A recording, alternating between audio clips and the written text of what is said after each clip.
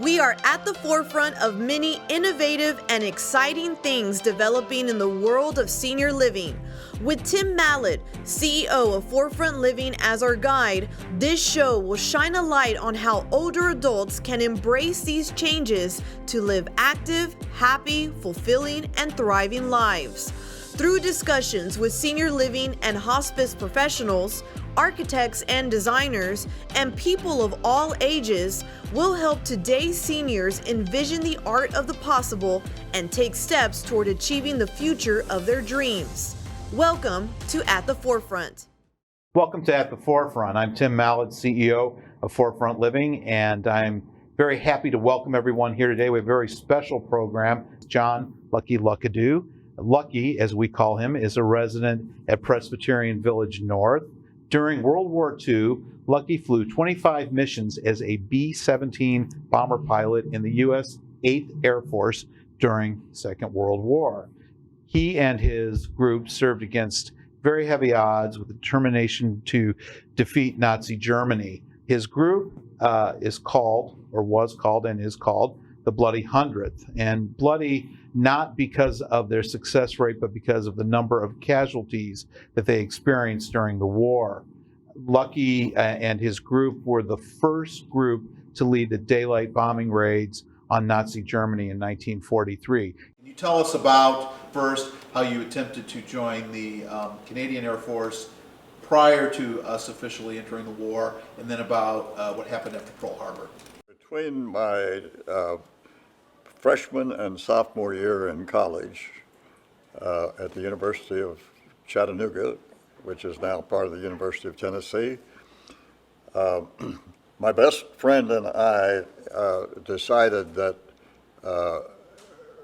we would do well to go to Canada and join the Royal Canadian Air Force and get our training, and being convinced that America would eventually become involved in the war, that we would, and when it did, we would be able to transfer in rank and would already have our training, would be ahead of everybody else.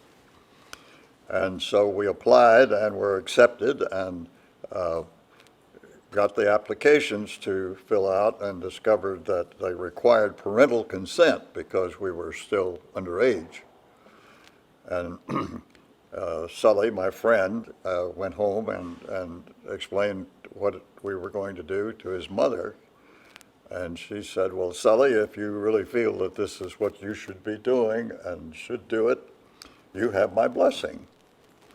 And so I naturally thought that I'd get an equal response when I went home. And when I presented the facts to my family, my mother and father, my mother pretty well mirrored Mrs. Sullivan's reaction and said, okay, I think you all should do that if you feel that's what you want to do. My father, however, took an entirely different viewpoint, and he said, you idiots, it's not your war, we're not involved, and you have no business whatsoever going to Canada and learning to fly and getting that sort of training. You need to stay in school. So over my dead body will I agree that you can go to Canada. As a result, Sully did go to Canada. He was trained, got his training, and was posted out in North Africa flying Spitfires against Rommel and the Nazi onslaught through North Africa. In the meanwhile, Pearl Harbor did occur at the end of 1941, and immediately, of course, we were involved in the war, and there was no question then that every able-bodied male should join up, which I did immediately, and applied as an aviation cadet so that I could learn to fly as well, and so I did, and was accepted as an aviation cadet in the United States Army Air Corps, as it was known then, to learn to fly. I desperately wanted to fly because my friend was already trained and he was flying, and and we'd always mutually agreed that that was the way if we served, that was the way we wanted to serve, was as pilots. Well, I graduated from flying school 1 month before my 21st birthday. So I was actually only 20 when I graduated. That was the 13th of February in 1943. Was promptly assigned to the 100th Heavy Bomber Group, then stationed in Kearney, Nebraska, and along with 40 of my classmates, proceeded to go immediately to this group, which was destined to go to the combat theater almost immediately. And they discovered that the co-pilots were more experienced with the aircraft than most of the first pilots that were then being sent over. And so they replaced them with us from the same group, the same flying school class. And there were, I think, 43 of us from 43B, which was the second class to graduate in 1943. And we proceeded immediately to join the group and take the position of co-pilot. And issued us new airplanes and sent us across, and we left the end of May.